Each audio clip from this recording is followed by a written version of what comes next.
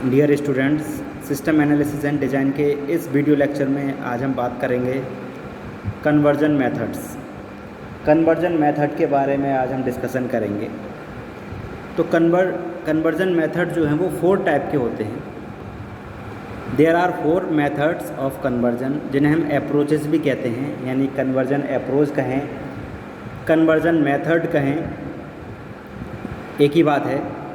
तो 4 तरीके के ये होते हैं, 4 टाइप्स इसके मेथड्स के होते हैं। पहला है parallel conversion, second is direct cut over conversion, and third is pilot conversion, जिसे हम मॉड्यूलर अप्रोच भी कहते हैं या पायलट अप्रोच भी कहते हैं, and fourth is phase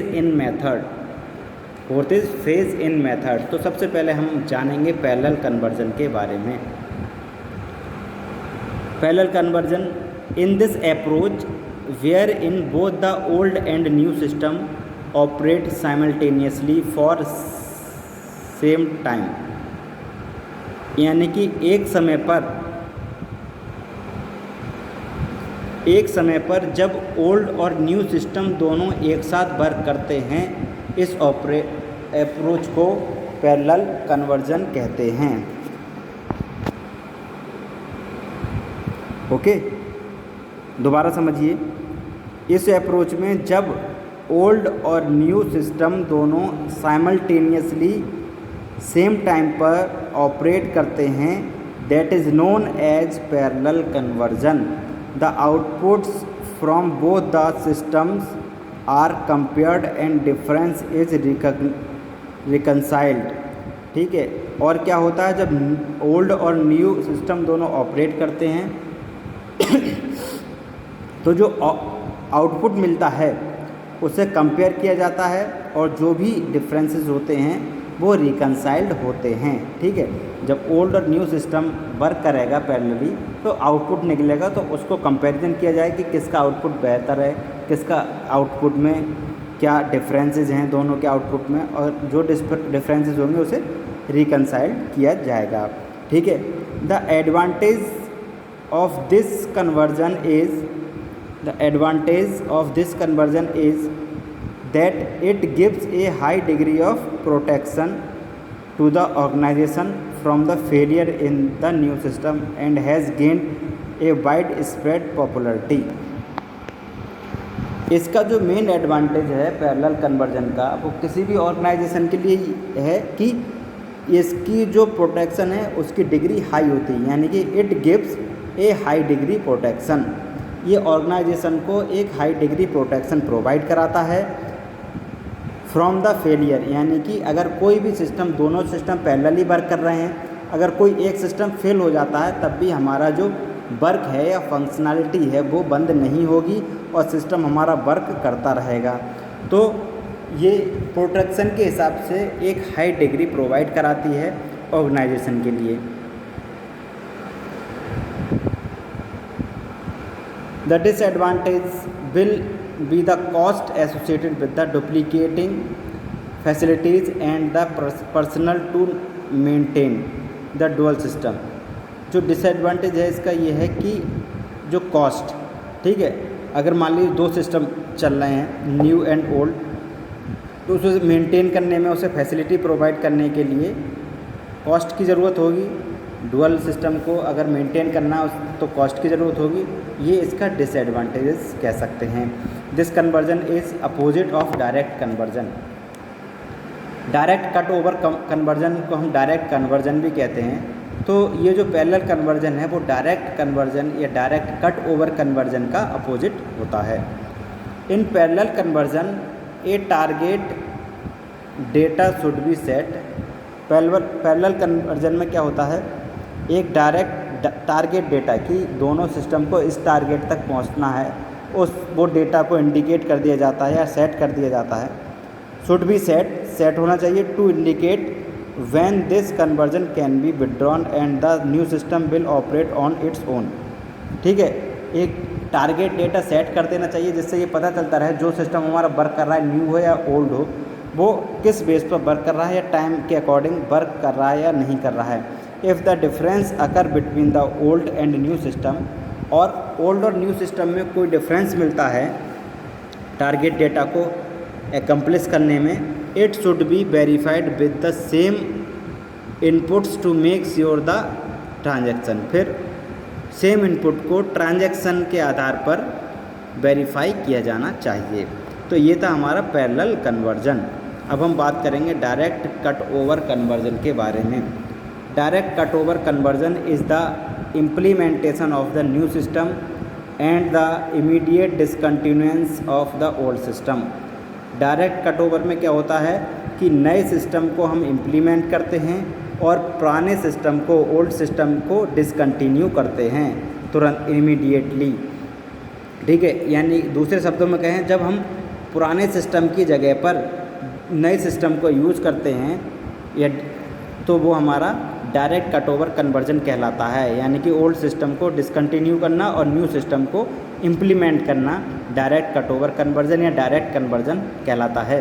this conversion is possible when, ये कन्वर्जन तभी पॉसिबल है जब the system is not replacing and any other system, जब सिस्टम को किसी और सिस्टम से रिप्लेस नहीं किया जाता है।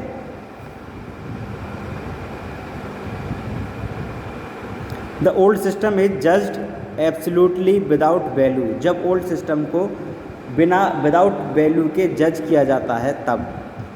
The new system is either very small और सिंपल, या फिर जब नया सिस्टम बहुत छोटा और सिंपल हो तब हम इसे यूज़ करते हैं। The design of new system is completely different from that of the old system, और तब यूज़ करते हैं जब ओल्ड सिस्टम से नए सिस्टम की डिज़ाइन कम्प्लीटली डिफरेंट होती है। ठीक है, अलग होती है, तब हम न्यू सिस्टम का यूज करते हैं। अब हम बात करेंगे पायलट अप्रोच, इसे हम मॉड्यूलर अप्रोच भी कहते हैं।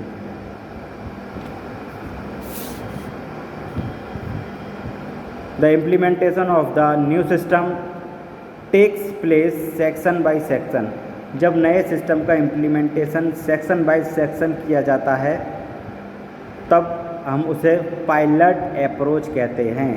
ठीक है, नए सिस्टम को इम्प्लीमेंट करना section by section, that is known as pilot approach और मॉड्यूलर अप्रोच।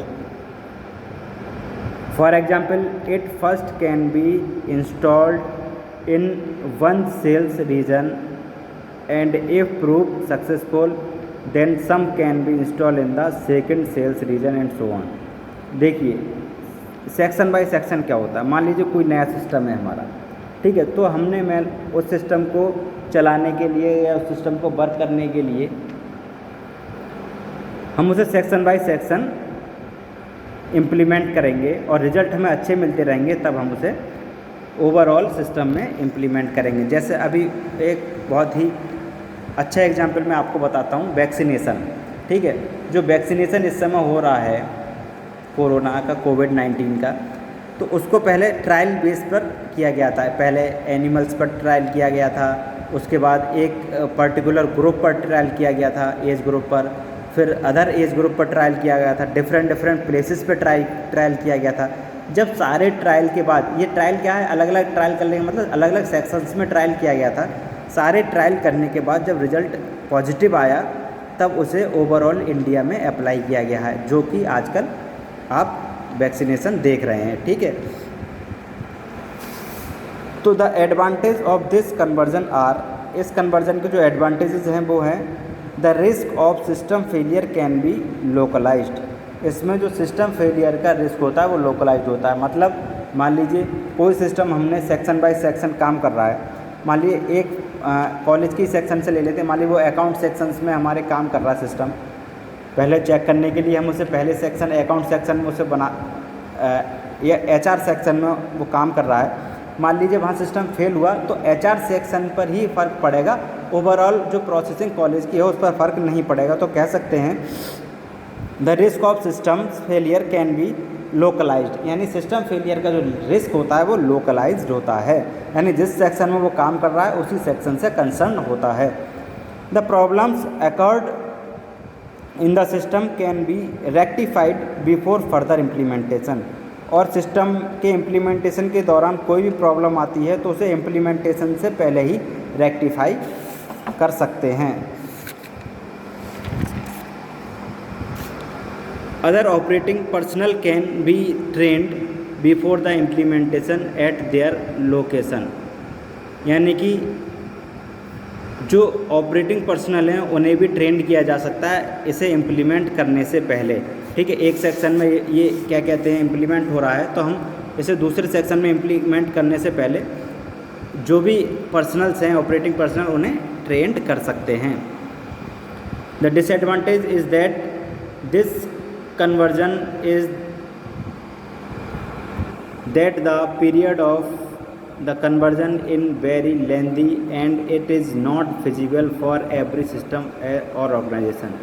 इसका जो पीरियड होता है कन्वर्जन पीरियड बहुत लेंदी होता है और हम कह सकते हैं किसी भी ऑर्गेनाइजेशन के लिए ये फिजिबल नहीं हो सकता। ठीक है, अब हम बात करेंगे fourth approach that is phase in method.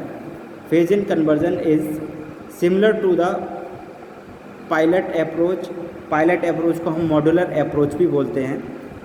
जो फेज इन कन्वर्जन है वो हमारा मॉड्यूलर अप्रोच के तरह ही वर्क करता है, but here the system itself is segmented and not the organised as in modular approach. तो इसमें क्या है, जैसे कि मॉड्यूलर अप्रोच में जो सिस्टम होता था वो मॉड्यूलर मॉड्यूल्स में डिवाइड होता था या मॉड्यूलाइज होता था, इसमें ऐसा नहीं होता। The new data collection activities are implemented. इसमें डेटा कलेक्शन की न्यू एक्टिविटीज़ को इम्प्लीमेंट किया जाता है।